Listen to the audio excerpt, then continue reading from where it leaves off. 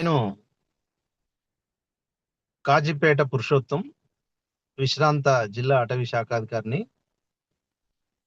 మరి ముఖ్యంగా పర్యావరణ పరిరక్షణ గురించి మనం కొన్ని విషయాలు ఈరోజు చర్చించుకోబోతున్నాము. దయచేసి మీకు ఏమైనా సందేహాలు ఉంటే చివరగా మీరు కూడా స్పందించవచ్చు. ఒక 10 నిమిషాలు ఈ సందేహాలని కూడా నేను నివృత్తి చేస్తాను. పర్యావరణ పరిరక్షణ అనగానే అందరికీ కూడా కేవలం చెట్లు మాత్రమే అనేటువంటి ఒక అపోహ ఉంటుంది. అంటే చాలా మందికి తెలుసు, అయినప్పటికీ చెట్లే కదా పర్యావరణం అని అంటారు. బట్ పర్యావరణం గురించి మనం సూటిగా చెప్పదలుచుకుంటే, మనం పీల్చుకునేటువంటి ఆక్సిజన్, అంటే ప్రాణవాయువు లేకుండా మనం 2-3 నిమిషాల కన్నా ఎక్కువ బ్రతకలేము. సో ఈ ప్రాణవాయువు వస్తున్నటువంటిది ఎక్కడి నుంచే అంటే వాతావరణం నుంచి. That is number 1. సమస్త వాతావరణం, దాన్ని అట్మాస్ఫియర్ అని అంటున్నాం ఇంగ్లీష్ లో.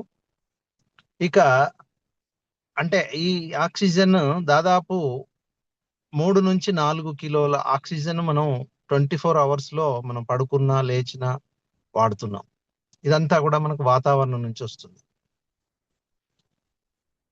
Most of the oxygen from green plants, తర్వాత సముద్ర జలాల్లో ఉన్నటువంటి ఆల్గీ నుంచి మనకు అందుతుంది. ఇక రెండవది వాటర్. అంటే నీళ్లు లేకుండా మనం గంటలే, ఒక 2 గంటలు లేదా 3 గంటలు లేదు, గొంతు ఆరిపోతుంది, తడారిపోతుంది, దాహం వేస్తుంది, ఇతర సమస్యలు వస్తాయి. డీహైడ్రేషన్, ఈ సమ్మర్ లో అయితే డీహైడ్రేషన్ కావచ్చు. ఇలా కొందరు తల తిరిగి పడిపోవడం, ఇదంతా కూడా నీరు సరిగా లేకపోవడం. 90% మన శరీరంలో నీరుంది. మరి ఆ నీరు కూడా ఎక్కడి నుంచి వస్తుంది? అది జలావరణం అనేటువంటి hydrosphere.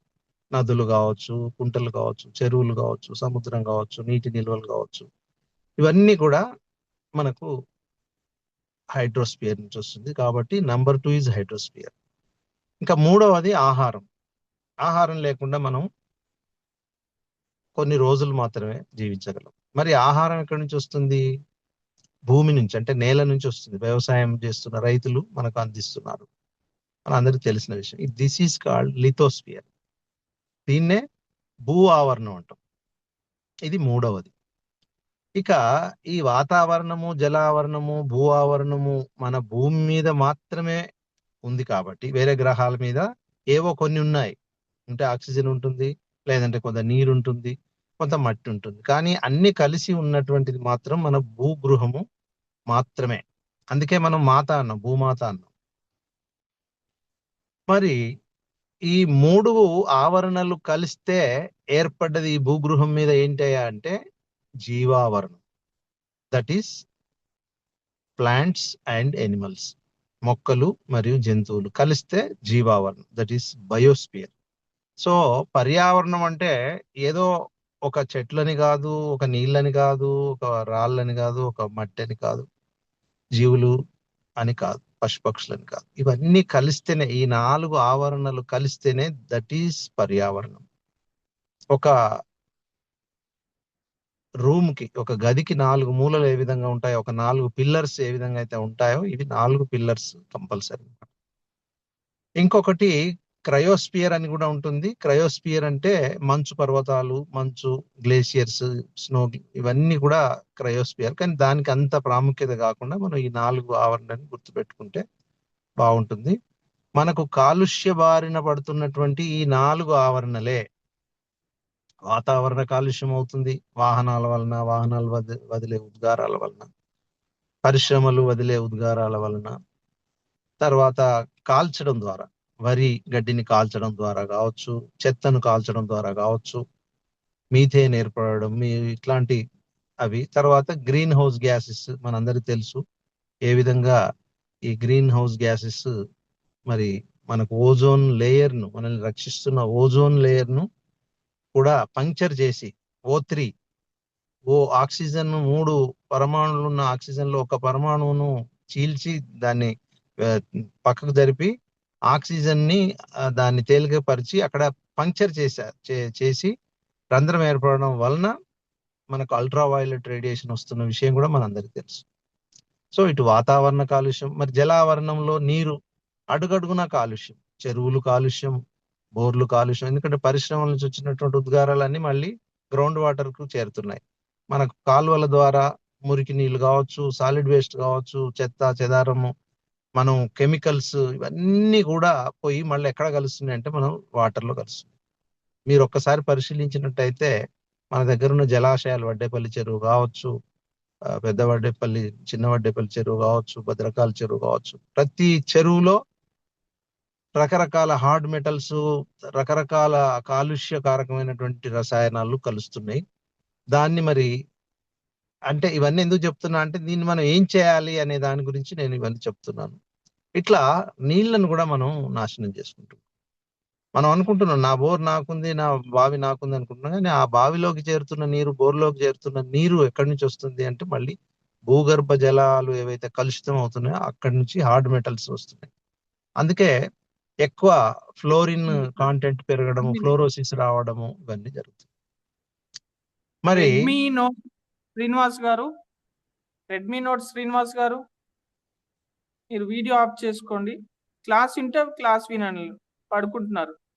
Okay, thank you sir, continues. Okay. So మరి ఈ పర్యావరణాన్ని రక్షించాల్సిన బాధ్యత ఎవరిది? మనందరిది, ప్రతి ఒక్కరిది. పిల్లలు, పెద్దలు, ప్రతి స్త్రీలు, పురుషులు, అంత సమస్త జీవకోటికి సంబంధించిన ఇష్యూ కాబట్టి అందుకే 75 సంవత్సరాల క్రితం మనకు రాజ్యాంగంలో ఆర్టికల్ 51AG అనేటువంటి ఒక ఆర్టికల్లో మనం పొందుపరుచుకోవడం జరిగింది, మన పెద్దలు, రాజ్యాంగ నిర్మాతలు. ఏంటది? ప్రతి పౌరుని ప్రాథమిక విధి ఏంటి అంటే పర్యావరణ పరిరక్షణను చేపట్టాలి, నీటి నిల్వలను సంరక్షించాలి, వనాలను, వన్యప్రాణులను కాపాడాలి, భూతదయ కలిగి ఉండాలి అనేటువంటిది మనం ప్రాథమిక విధి మన రాజ్యాంగంలో ఉంది. చాలా మందికి ఈ ఆర్టికల్ గురించి తెలియదు, but it is a fundamental duty. ఆ విధంగా మనం 75 ఏళ్ల కిందనే రాసుకున్నటువంటి ఆ విషయాన్ని మనం మళ్ళీ స్ట్రెస్ చేసుకొని ఇప్పుడు సీరియస్ గా తీసుకోవాల్సిన అవసరం ఉంది. మనందరికి తెలుసు, మరి నా వల్ల, నా ఒక్కని వల్ల ఏమవుతుందని అనుకుని చాలా మంది బలవుతున్నారు. మరి ఈరోజు క్యాన్సర్ హాస్పిటల్స్ విషయానికి వస్తే మన ఉమ్మడి వరంగల్లో 5 నుంచి 6 క్యాన్సర్ హాస్పిటల్స్ ఉన్నాయి. 6 సంవత్సరాల క్రితం కేవలం సెయింట్ యాన్స్ ఒకటే ఉండేది క్యాన్సర్ హాస్పిటల్, క్యాన్సర్ వార్డ్.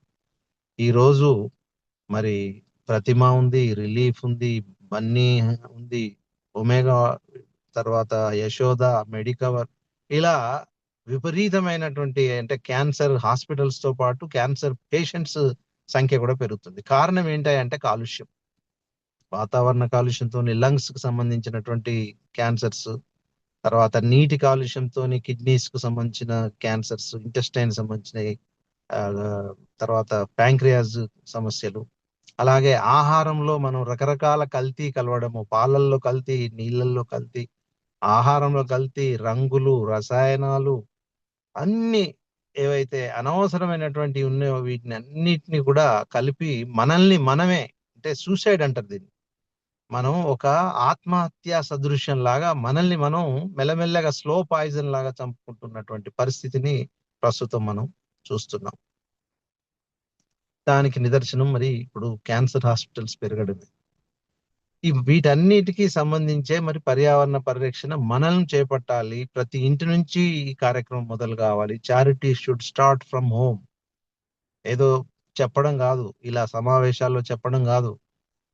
నా ఇంటికి వచ్చి మీరు చూడండి, 5 నుంచి 6 సంవత్సరాలు దాటింది. నేను తడి చెత్త, పొడి చెత్తను వేరు చేసి, తడి చెత్తను ఎరువు చేసుకొని నా ఇంట్లో పాట్ వెజిటబుల్స్ కి, కిచెన్ గార్డెన్ కి వాడుతున్నాను. మరి ప్రతి ఒక్కరు కూడా తడి చెత్తను మున్సిపాలిటీకి ఇవ్వకుండా ఇంట్లోనే ఎరువు తయారు చేసుకోవాలి. కాంపోస్ట్ బిన్స్ దొరుకుతున్నాయి. పొడి చెత్తను మాత్రమే మనం మున్సిపాలిటీకి ఇవ్వగలగాలి. ప్లాస్టిక్ అది వారం కానీ 10 రోజులు కానీ ట్రాక్టర్ వచ్చినప్పుడు ఆ ప్లాస్టిక్ ఇవ్వాలి. తడి చెత్తను మనం ఎరువు చేసుకోవాలి.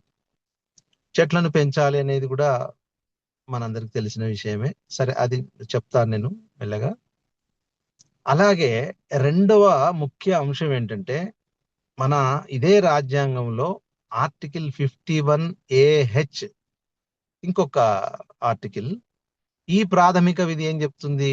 ప్రతి పౌరుడు శాస్త్రీయ దృక్పథాన్ని కలిగి ఉండాలి, మానవీయ విలువల స్ఫూర్తి, సామాజిక సంస్కరణల స్ఫూర్తిని కలిగి ఉండాలని చెప్పి కూడా ఈ ఆర్టికల్ చెప్తుంది. అంటే ఈ రెండు అన్నమాట.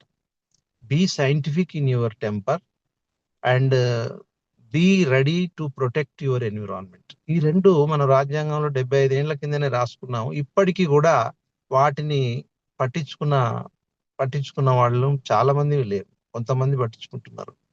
సో దాన్ని అందుకే నేను స్ట్రెస్ చేస్తున్నాను.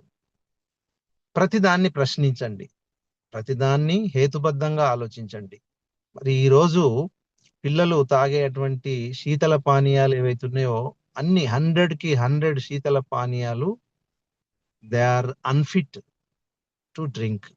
అందులో రసాయనాలు, కలుషితాలు, కలర్స్, ప్రిజర్వేటివ్స్, ఫ్లేవర్స్ ఇవన్నీ కూడా కలుపుతున్నారు. మీరు ఒక్కసారి ఫ్రూటీ కానీ, థమ్స్అప్ కానీ, కోకోకోలా కానీ ఆ బాటిల్ యొక్క పైన ఉన్నటువంటి ఇంగ్రీడియంట్స్, దాని యొక్క మొత్తం డీటెయిల్స్ కనుక మీరు క్లుప్తంగా చదివి దాన్ని మీరు జీర్ణించుకుంటే ఇంకొకసారి ముట్టుకోరు.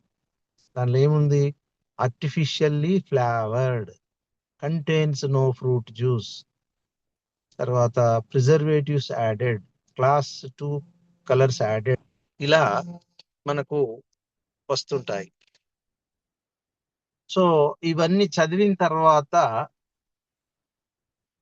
మరి అయినప్పటికీ మనం పిల్లలకు చెప్పగలగాలి. మనం చదవడమే కాదు, చదువుకున్న పిల్లలకి దాని అర్థం చెప్పగలిగి సహజ పానీయాల వైపు, కొబ్బరి నీళ్ళు కావచ్చు, మజ్జిగ కావచ్చు, నిమ్మకాయ నీళ్ళు కావచ్చు, మింట్ వాటర్ కావచ్చు, ఇలాంటి వైపు వాళ్ళని మళ్లించగలిగితే సహజత్వానికి దగ్గరగా వాళ్ళని తీసుకెళ్ళగలి. అంటే మొదలు మనం ఉండాలి. మనం ఉంటే మన లైఫ్ స్టైల్ చూసి అప్పుడు పిల్లలు కూడా ఫాలో అయ్యే అవకాశం ఉంటుంది. సో ఈ విధంగా మరి సహజత్వానికి దగ్గరగా మనం వెళ్ళాల్సిన అవసరం ఉంది. ఆహారం విషయంలో రకరకాల రంగులు వాడుతున్నారు. ఒక్కసారి మీరు అడగండి, ఆ రంగులు ఏం రంగులు, ఎక్కడి నుంచి తెచ్చారు, ఆ రంగుల యొక్క నాణ్యత ఏంటి, వాటి ఇంగ్రీడియంట్స్ ఏంటి. స్వీట్స్, రకరకాల స్వీట్స్ కి కలర్స్, ఫుడ్ కి కలర్స్, చికెన్ ఫ్రై కి కలర్, ఏ ఫుడ్ తీసుకున్నా కలర్స్. ఒక్కటే నేను ఇక్కడ చెప్పదలుచుకున్నాను, కలర్స్ గోడలకి తలుపులకి వేసుకుంటాం కానీ తినే ఆహారానికి, మన కడుపులోకి వెళ్ళే ఆహారానికి కలర్స్ వేసుకుంటామా అండి? అది ఒక్కసారి ప్రశ్నించండి. Just you ask that sweet shop fellow. Nobody is demanding colours. Attraction కొరకు కలుపుతున్నారు అంతే. ఏదన్నా తీసుకో, ice creams, so many colours in ice creams, so many colours in sweets. Food colours, food రకరకాల కలర్స్. ఏంటి వేర్ వీఆర్ గోయింగ్? మనం ఎందుకు ఆలోచించలేకపోతున్నాం? ఒక మంచి వివేచన, ఒక ఆలోచించే శక్తి, ప్రశ్నించే శక్తి, సైంటిఫిక్ సెన్స్, మనం ఇంత అభివృద్ధి చెందినటువంటి వాళ్ళం, మనం గుడ్డిగా ఏది పడితే అది తినడం. నూనెలు, ఆ పామాయిల్, సరే of course palm oil vegetable product okay, but కాగిందే కాగిన నూనెని పదే పదే వాడడం వలన ట్యూమర్స్ వస్తున్నాయి, క్యాన్సర్స్ వస్తున్నాయని చెప్తున్నాం, వింటున్నాం, తెలుసు, మనకు డాక్టర్లు కూడా చెప్తున్నాం. అయినప్పటికీ మనం దాన్ని ప్రిఫర్ చేస్తున్నాం. Better go for home food.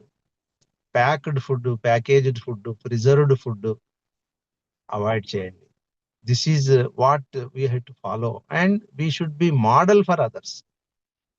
మీరు మీ ఇంట్లో ఫాలో అవుతున్నారు, 10 రకాల చెట్లు పెంచుకున్నారు, మంచి ఎరువు మీరే తయారు చేసుకుంటున్నారు, ప్లాస్టిక్ ని తక్కువ వాడుతున్నారు, స్టీల్ బాక్సులు, స్టీల్ పాత్రలు తీసుకెళ్తున్నారు మార్కెట్కి, లేకపోతే చేతి సంచి, గుడ్డ సంచి తీసుకెళ్తున్నారు, ప్లాస్టిక్ క్యారీ బ్యాగ్ అవాయిడ్ చేస్తున్నారు. మిమ్మల్ని చూసి కనీసం ఒక 10 మంది అయినా రేపు మోటివేట్ అయ్యి, ఇన్స్పైర్ అయ్యి, ఫాలో అయ్యే విధంగా మీ యొక్క లైఫ్ స్టైల్ ఉండాలి. దాదాపు 250 గ్రామ్స్, పావు కేజీ ఉండే సెల్ ఫోన్ ను మనం మోసుకొని తిరుగుతున్నాం, కానీ ఒక చిన్న cloth bag, it is just 100 grams, 150 grams ఉండే క్లాత్ బ్యాగ్ ను జేబులో పెట్టుకోవడం నామోషి. మన స్కూటర్ లో పెట్టుకోవడం సిగ్గు, ఎక్కడైనా పోతే క్లాత్ బ్యాగ్ పట్టుకొని పోతే సిగ్గుపడడం. ఇదంతా కూడా రేపు నష్టం ఎవరికి? మనకే. మన గ్రేవ్ యార్డ్ మనమే తవ్వుకుంటున్నాం. We are digging our own grave yard.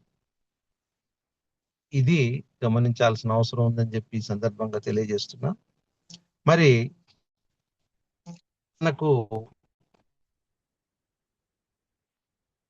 వాతావరణ కాలుష్య విషయానికి వస్తే మనం ఇందాకే అనుకున్నాం, రకరకాల విషవాయువులు వాతావరణంలో ప్రవేశించి మనకు రకరకాల జబ్బుల్ని కలిగిస్తున్నాయి. ఇక్కడ మరి మనం ఫాలో కావాల్సింది ఏంటి?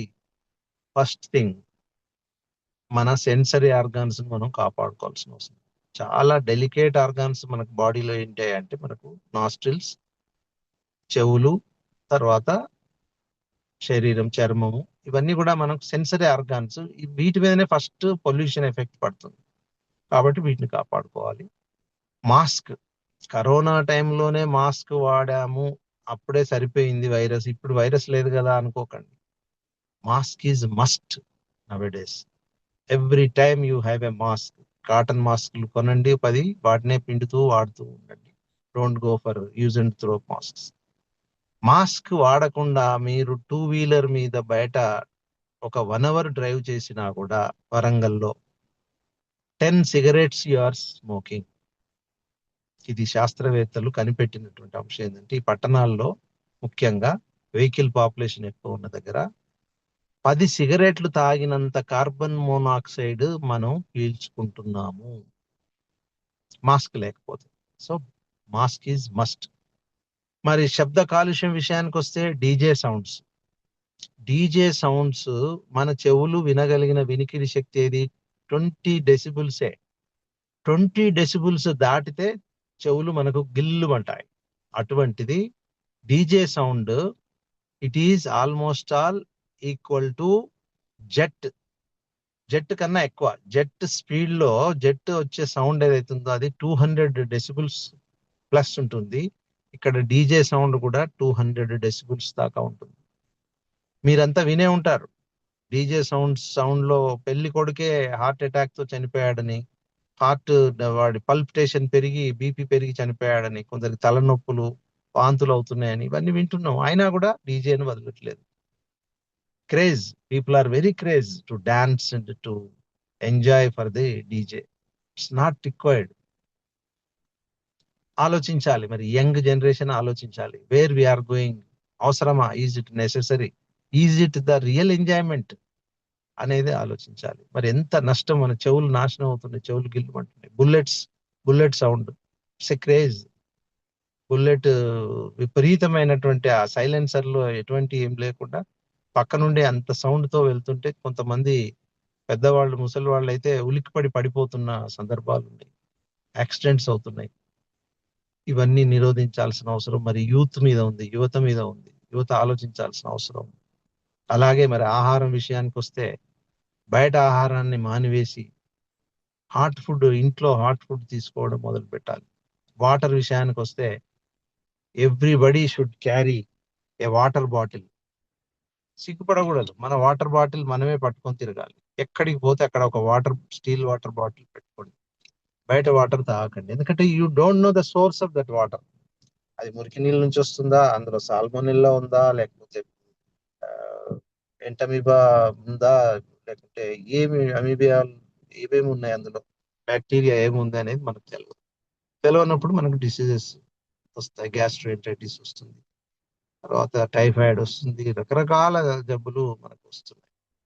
ఇది మరి అలాగే ప్లాస్టిక్ ను నివారించడానికి తప్పనిసరిగా క్లాత్ బ్యాగ్స్ తీసుకోండి. ప్లాస్టిక్ ఏం చేస్తున్నాం మనం? డిస్పోజ్ చేయడం, మోరీలలో వేయడం, ఎక్కడ పడితే అక్కడ రోడ్ మీద వేయడం, మాట్లాడుతూ కవర్స్ చింపి రోడ్ మీద వేయడం, ఇట్లా చేస్తున్నాం. ఇదంతా కూడా అక్యుములేట్ అయ్యి మోరీలలో జామ్ అయిపోయి, ఇప్పుడు వస్తున్న వర్షాలకి మోరీలు జామ్ అయిపోయి, కెనాల్స్ అన్ని జామ్ అయిపోయి ఫ్లడ్స్ రావడము, తర్వాత నీళ్లు ఆగి అక్కడ దోమలు బ్రీడింగ్ స్టేషన్ అయిపోయి విపరీతమైన దోమలు రావడం, ఇదంతా మనమే నాశనం చేసుకుంటున్నటువంటి వ్యవస్థ ఇదంతా. పర్యావరణాన్ని నష్టం చేస్తున్నది ఎవరో కాదు, మనమే. మరి ఇవన్నీ కూడా వేటి మీద పడుతుంది అంటే చివరికి వేరే జీవుల మీద కూడా ఇది పడుతుంది. కారణం ఏంటి? ఫుడ్. ఈ కెమికల్ ఫుడ్ తో మనకు రోడ్ల మీద ఎనిమల్స్, డాగ్స్ కావచ్చు, పిగ్స్ కావచ్చు, లేకపోతే కోతులు, మంకీస్ కావచ్చు, కౌస్ కావచ్చు, ఇవన్నీ కూడా డిపెండ్ అవుతున్నాయి బికాస్ ఆఫ్ అవర్ నెగ్లెక్ట్. మనం అంతా తీసుకొచ్చి వేస్ట్ ఫుడ్, మిగిలిన ఫుడ్ ప్యాకెట్స్ ఇసిరేస్తున్నాం, డస్ట్బిన్లలో దూరం నుంచి ఇసిరేస్తున్నాం. బాస్కెట్ బాల్ ఆడినట్టు వేస్తున్నారు ఒక్కొక్కరు, డైరెక్ట్ గా కుండీలో పోయేటట్టు, లేదా కుండీలో మిస్ అయితే బయట పోయేటట్టు. ఇదంతా కూడా స్పిల్ ఎంత బయటకు వచ్చి కుక్కలు ఇవన్నీ కూడా ఆహ్వానించి వాటిని చేసి, ఈ కెమికల్ ఫుడ్ తిన్నటువంటి అవి కూడా విపరీతమైన ఫ్యాట్ పెంచేసుకొని విపరీతమైన ప్రొడక్టివిటీ, వాటి సంతానం కూడా ఎక్కువ అయిపోతున్నది. సో అట్లా మనకు ఈ మినేస్ ఎక్కువైపోతుంది పర్యావరణంలో. ఇప్పుడు కుక్కల సమస్య, కోతుల సమస్య, అన్ని అన్ని రకాల జంతువుల సమస్య, దోమలు, అంతా కూడా ఎవరు చేస్తున్నారా అంటే మళ్ళీ మనమే, మన పరిసరాలని మనమే నాశనం చేసుకుంటాం. నీ ఇంటి ముందు ఉన్న ప్లాస్టిక్ ను నువ్వే ఏరి క్లీన్ చేసుకో, పక్కవాడికి నువ్వు మోటివేట్ చేసి ఇన్స్పైర్ చే, వాడు కూడా క్లీన్ చేసుకో. మనం ఉన్నంత శుభ్రంగా మనం మంచి డ్రెస్సింగ్ కి ఇంపార్టెన్స్ ఇస్తాం, మన కటింగ్ కి ఇంపార్టెన్స్ ఇస్తాం, మన లైఫ్ స్టైల్ కి మన మంచి ప్రజెంట్ ఉండాలి, మనం అందరికి ఆకర్షణీయంగా ఉండాలని మనం కనపడాలని చూస్తాం. కానీ వాట్ అబౌట్ అవర్ ప్రిమైసెస్? నువ్వు ఒక్కడి శుభ్రంగా ఉంటే సరిపోయిందా? మరి నీ పరిసరాల సంగతి ఏంటి? నీ పరిసరాలని నాశనం చేసుకున్నప్పుడు నీకు రాదా? ఇప్పుడు ఉదాహరణకు పెద్దపల్లి మాజీ ఎంపీ బాల్క సుమన్ గారు, ఆయనది విలాసవంతమైనటువంటి భవనం పెద్దపల్లిలో. మరి ఆయనకి డెంగ్యూ ఫీవర్ వచ్చి చాలా సీరియస్ ఇబ్బంది అయింది. ఆయనకు డెంగ్యూ ఫీవర్ రావడం ఏంటి అంటే, ఆయన ప్యాలెస్ చుట్టూ నిలబడిన నీళ్లు, మురికి కాలువల నీళ్లతో వచ్చిన దోమలు, ఈడిస్ దోమ వలన అతనికి ఎప్పుడో కుట్టినటువంటి ఆ దోమ డే టైంలో కుడితే వచ్చేటువంటి డెంగ్యూ అతనికి రావడం. చూడండి, అంటే ఇక్కడ పర్యావరణం యొక్క పరిరక్షణ అనేది సరిగా జరగకపోతే అది ధనవంతుణ్ణి, పేదవాడిని, గొప్పవాడిని, బీదవాడిని అనే అది ఏం లేకుండా నిష్పక్షపాతంగా అందరికీ కూడా ఆ నష్టం అనేది జరుగుతుంది. అందుకే మనం కొన్ని చిన్న చిన్న ప్రయత్నాలు, ఇప్పుడు నేను చెప్పినట్టుగా క్లాత్ బ్యాగ్స్ పట్టుకొని వెళ్దాము, ఎక్కడికి పోయినా కూడా ప్లాస్టిక్ ను రిజెక్ట్ చేద్దాము, రిడ్యూస్ చేద్దాము, రీయూజ్ చేద్దాం. మళ్ళీ యూజ్ చేస్తే ప్లాస్టిక్ పొల్యూషన్ అనేది ఉండదు, తీసుకొచ్చి బయట పడేస్తే పొల్యూషన్. ఫంక్షన్స్ ఉన్నాయి, డిస్పోజబుల్ ప్లేట్స్, డిస్పోజబుల్ గ్లాసెస్ వాడి పడేస్తారు, కుప్పలు కుప్పలు ఫంక్షన్ అయితే వేలల్లో అక్కడ పడుతుంటాయి. మీకు తెలుసా, ప్రతి రోజు దాదాపు 10 మిలియన్ టన్నుల ప్లాస్టిక్ డంప్ తయారవుతున్నది. అంటే భూగోళం మొత్తం నిండిపోయే పరిస్థితి కనబడుతుంది రాను రాను. ఎక్కడ స్థలం ఉండే పరిస్థితి కనబడట్లేదు. అంత ఘోరమైనటువంటి డంప్స్, ప్లాస్టిక్ డంప్స్ ను మనమే ఏర్పాటు చేసుకుంటున్నాం. కప్స్, టీ కప్స్, ఇప్పుడైతే ఈ మధ్యన మహారాష్ట్ర అమృతుల్య అని, తర్వాత బెల్లం టీ అని, కాఫీ, బ్లాక్ కాఫీ అని, ఇవన్నీ గాజు గ్లాసులు, స్టీల్ గ్లాసులు వాడుతున్నారు. కొంతవరకు ఓకే, అదొక మంచి సైన్, గుడ్ సైన్. బట్ చాలా ప్లేస్లలో, ముఖ్యంగా కరోనా టైంలో ఎంగిలి టచ్ కావద్దని చాలా మంది కూడా ప్లాస్టిక్ కప్స్ ప్రిఫర్ చేశారు. ఇప్పటికీ ప్లాస్టిక్ కప్స్ లో వేడి ప్లాస్టిక్ కోటెడ్ కప్స్ లో వేడి కాఫీ, టీ, ఈవెన్ సాంబార్ వేడిది, ఇట్లాంటి టిఫిన్స్ కి సంబంధించిన వేడి టిఫిన్స్ క్యారీ చేస్తున్నారు. సో ఇందులో ఏమవుతుందంటే, ఆ ప్లాస్టిక్ రేణువులు, మైక్రో ప్లాస్టిక్స్ మనకు కడుపులోకి వెళ్తున్నాయి. రోజు దాదాపు 9 మిల్లీగ్రాముల ప్లాస్టిక్ మన కడుపులోకి వెళ్తుంది. అంటే నెలకి ఒక దాదాపు 20 నుంచి 30 గ్రాముల ప్లాస్టిక్ వెళ్తుంది. సంవత్సరానికి లెక్క చేసుకున్నట్టయితే కిలోల కొద్ది ప్లాస్టిక్ మనకు కడుపులోకి వెళ్తుంది. మళ్ళీ కిలోల కొద్ది వెళ్ళిన ప్లాస్టిక్ మళ్ళీ బయటికి విసర్జన జరుగుతుందా అంటే లేదు, కొంత ప్లాస్టిక్ మన కడుపులో చేరుతుంది. ఇది రక్తనాళాలకు అడ్డుపడి ఈ మైక్రో ప్లాస్టిక్స్ స్ట్రోక్స్ రావడం, సడన్ గా ఫెయింట్ అయిపోవడము, పెరాలసిస్లు రావడము, లేకపోతే మతిమరుపు రావడము, బ్రెయిన్ సెల్స్ దాకా కూడా పోతుంటాయి ఈ ప్లాస్టిక్.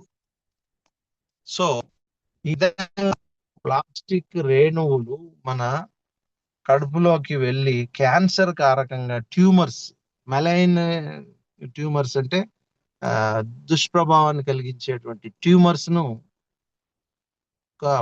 అవి కారణమవుతున్నాయి ప్లాస్టిక్స్. వేడి వేడి అన్నాన్ని ప్లాస్టిక్ కోటెడ్ ప్లేట్స్ లో తింటున్నాం. అదంతా కూడా కరిగి కొంత కొంత కడుపులోకి వెళ్తుంది. ఇది అవాయిడ్ చేయండి. Be a model for others. మీరే ఒక స్టీల్ ప్లేట్, ఒక స్టీల్ గ్లాస్ వెంబడి పెట్టుకోండి సంచిలో. మీ వెహికల్లో పెట్టుకోండి, లేదంటే మీరు ఎక్కడికి పోతే అక్కడ తీసుకెళ్ళండి. సిగ్గుపడకూడదు. తర్వాత ఒక డిసిప్లైన్డ్ గా మనం మన ప్లేట్స్ ని, గ్లాస్ ని మనమే కడిగి మనమే ఆ విధమైన క్రమశిక్షణతో మనం కనుక ముందుకు పోతే మనల్ని చూసి 10 మంది నేర్చుకునే విధంగా మన ఆలోచన సరళి ఉండాలి.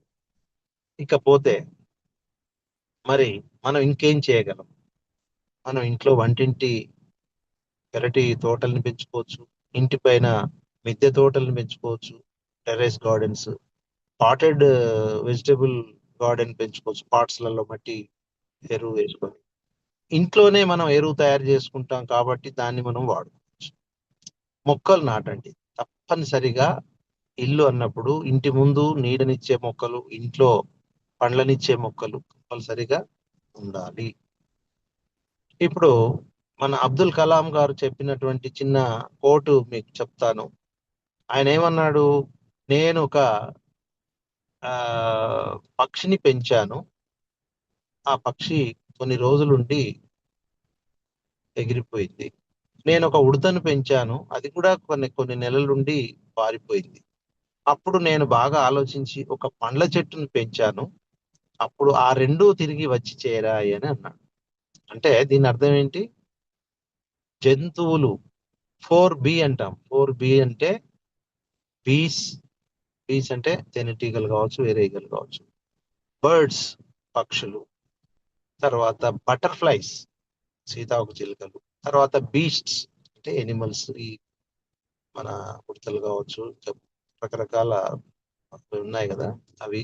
ఇవన్నీ రావాలి అంటే కంపల్సరీ వాటికి కొంత నీడ ఉండేటువంటి, తేమ ఉండేటువంటి, తర్వాత ఆహారాన్ని అందించేటువంటి పువ్వులు ఇలా ఉన్నప్పుడే, పండ్లు ఉన్నప్పుడే ఈ జంతు జాలము, జీవకోటి అనేది ఆధారపడుతుంది. అప్పుడు ఒక మైక్రో క్లైమేట్ కూడా క్రియేట్ అవుతుంది. చల్లని వాతావరణం క్రియేట్ అవుతుంది. ఒక బయోడైవర్సిటీ కూడా అక్కడ ఏర్పడుతుంది. జీవ వైవిధ్యం, లక్షల రకాల బర్డ్స్ ఉన్నాయి, జంతువులు ఉన్నాయి, జీవులు ఉన్నాయి, బటర్ఫ్లైస్ ఉన్నాయి. రంగురంగుల ప్రపంచాన్ని మనకు ఈ భూగృహం అందించింది కాబట్టి మరి ఇట్లా ఈ జీవ వైవిధ్యాన్ని మనం పొందే అవకాశం కేవలం చెట్లే మనకు కల్పిస్తున్నాయి. కాబట్టి ఇప్పుడు రాబోయే ఈ వర్షాకాలంలో మనం తప్పనిసరిగా చెట్లను నాటాలి. నాటడమే కాదు, ఆ చెట్లకు మొట్టమొదటి బర్త్డే, జన్మదినాన్ని కూడా మనం సంబరం జరుపుకోవాల్సిన అవసరం ఉంది. చాలా మంది చెట్లు పెట్టడానికి ఒక యాంత్రికంగా చెట్లు పెడుతున్నారు, కానీ ఆ చెట్లు మొదటి బర్త్డేకు నోచుకోకుండానే ఆదిలోనే చనిపోతుంది. మనం మన పిల్లలకి ఏ విధంగా అయితే first birthday, second birthday, third, fourth, షష్టి పూర్తి చేసుకొని వేడుకలు చేసుకొని ఏ విధంగా అయితే ఆనందపడతామో, మరి మొక్కలకు ఎందుకు మనం చేయకూడదు ఇట్లాంటి ఉత్సవాలు? సో మొక్కల్ని ప్రేమించాలి, మొక్కలతో మనం జీవించాలి, మొక్కల్ని సంరక్షించాలి. భవిష్యత్తు మన పిల్లలకి ఆ ఇటువంటి ఈ ఆలోచన ధోరణిని మనం ఒక వారసత్వంగా అందించాల్సిన అవసరం ఎంతైనా ఉంది. ఈరోజు నేను అనుకోకుండా ఆ, ఒక సినిమా కూడా చూడడం జరిగింది. సింగ్ గీతం. అంటే సింగీతం శ్రీనివాసరావు గారు డైరెక్షన్, 94 సంవత్సరాల డైరెక్టర్ చేసినటువంటి సినిమా అది. ఆ సినిమాలో ఇతివృత్తం మొత్తం కూడా చెట్టుతోనే ముడిపడి ఉంది. చెట్టును తొలగించడం వలన ఎంత నష్టాలు వస్తాయి, ఏ విధమైన నష్టాలు వస్తాయి, చివరికి అందరూ కూడా ఎడారిలాగా తయారైనటువంటి ఊరుతో వాళ్ళకు వచ్చిన నష్టాలు, బంగారాన్ని తవ్వుకునే, బంగారం కొరకే ప్రయత్నం చేస్తున్న వాళ్ళంతా కూడా బంగారం మోజులో పడి పచ్చని ప్రకృతిని నాశనం చేసుకొని వాళ్ళు ఏ విధంగా కష్టపడ్డారు. చివరికి వాళ్ళ జ్ఞానోదయం అయి మళ్ళీ చెట్లను పెంచుకొని వాళ్ళు ఒక నందనవనంగా వాళ్ళ ఊరిని ఏ విధంగా తీర్చిదిద్దుకున్నారు అనేటువంటి ఇతివృత్తంతో కేవలం పర్యావరణం పరిరక్షణ మీదనే ఆ, అది ఆ ఇతివృత్తంతో తీశారు ఆ సినిమాను. ఈ రోజే విడుదలైంది. అయితే అంటే ఎందుకు చెప్తున్నానంటే మనకు పెద్దగా గమనించం గాని చెట్టు విలువ అనేది మనకు ఎండాకాలం ఎండలోనే తెలుస్తుంది. తర్వాత ఎప్పుడైతే గాలి అవసరం ఉంటుందో అప్పుడు తెలుస్తుంది. పండు అవసరం ఉంటుందో అప్పుడు తెలుస్తుంది. ఇలా మరి చెట్ల ద్వారా మనకు చెప్పాలంటే మీకు వర్షపాతానికి మరి ఒక దాదాపు 0.2% అంటే ఈ వర్షపాతం ఇంత పడుతున్న వర్షపాతంలో చెట్లు ట్రాన్స్పో ఎవాపో ట్రాన్స్పిరేషన్ అనే ప్రక్రియ ద్వారా మేఘాలు ఏర్పడడానికి కారణమవుతుంది. మీరు గమనించినట్టయితే చిక్కగా అడవులు ఉన్నటువంటి ఏటూరు నాగారంలో చూడండి మీకు వర్షపాతం ఏ విధంగా ఉంది. అక్కడ మీకు 10 నుంచి 15 ఫీట్లు ఈవెన్ 5 ఫీట్ల దూరంలో మీకు బావులు అంటే నీరు వచ్చే అవకాశం. కారణం ఏంటి అంటే అక్కడ అడవులు. మరి అడవులే లేనటువంటి జనగామ, ఆలేరు, ఈవెన్ బంజారా హిల్స్ హైదరాబాద్ లో చూడండి మీరు 1000 ఫీట్ల లోతుకు వెళ్తే కూడా నీళ్లు దొరుకుతాయా లేదా అనేది తెలియదు. కారణం ఏంటంటే మరి పచ్చని అడవులు. మనకి అమెజాన్ అడవులు ఏ విధంగా అయితే ఒక శ్వాసకోశాలు ఈ ఊరు గృహానికి మన ఈ ప్లానెట్ కి లంగ్స్ ఆఫ్ అవర్ ప్లానెట్ అని అంటారు. అలాగే మన ఇండియాలో కూడా మన అడవులు మనకు ఆ విధంగా ఉపయోగపడుతుంది. మన జిల్లా ఉమ్మడి వరంగల్ జిల్లా తీసుకున్నట్టయితే ఏటూరు నాగారం కావచ్చు, నర్సంపేట కావచ్చు, పక్కన ఖమ్మం, ఆదిలాబాద్ ఈ అడవులే మనల్ని రక్షిస్తున్నాయి. కానీ ఈ రోజు అవి క్షీణించడం అనేది ప్రారంభమైంది. తద్వారా నాగరికత క్షీణించడం కూడా మనం చరిత్రలో తెలుసుకున్నాం. మరి ఈ వర్షపాతం ఈ విధంగా పెరగడానికి కారణం వర్షాల కారణం అడవులని తెలుసుకున్నాం. అడవి జంతువులు అడవులు ఉన్నప్పుడే బయోడైవర్సిటీ ఉంటుందని కూడా మనందరికీ తెలుసు.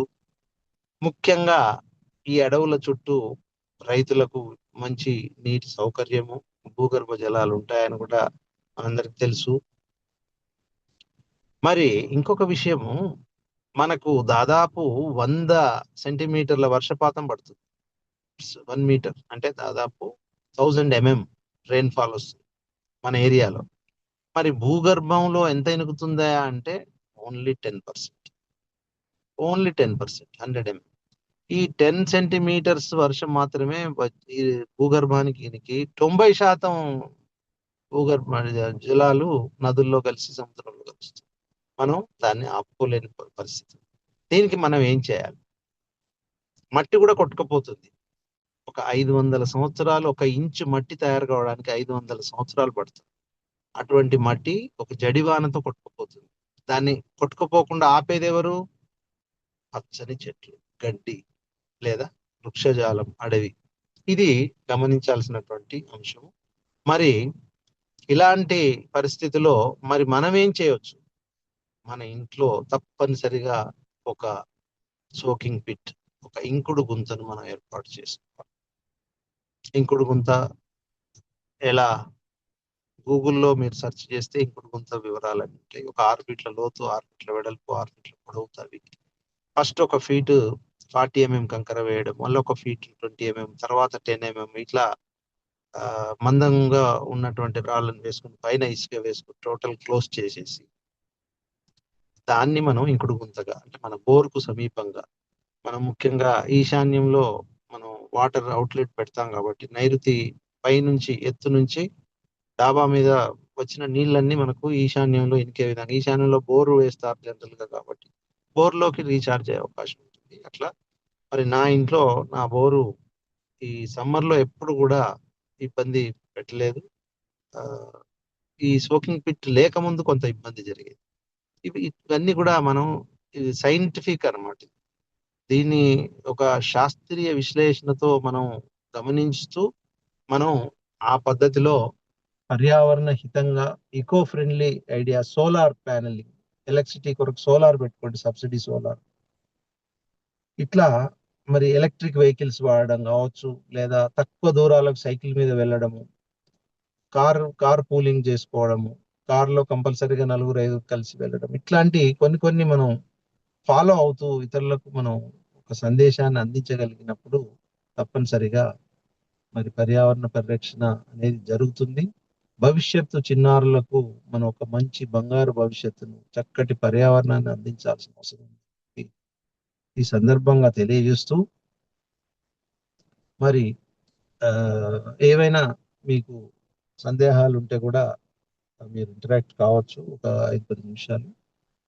సో నేను మరి ఇంతటితో ఈ పర్యావరణ పరిరక్షణకు సంబంధించి అసలు పర్యావరణ పరిరక్షణ అంటే ఏమిటి, పర్యావరణ పరిరక్షణ ఎందుకు మనం చేపట్టాలి, మనం చేయగలిగినటువంటి కార్యక్రమాలు ఏంటి, మన ఇంటి నుంచే మనం ఈ చారిటీని ఎలా స్టార్ట్ చేయాలి, మన ప్రాథమిక విధి ఏంటి అనేటువంటి అంశాలని మనం తెలుసుకోవడం జరిగింది.